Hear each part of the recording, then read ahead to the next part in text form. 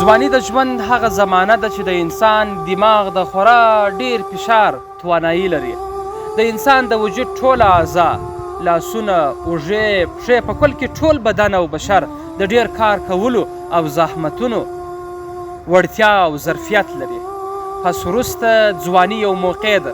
تاسې ورسئ زاړه وپوښتئ، زاړه د خپلې ځوانۍ قصې خورا په خوند درته کوي.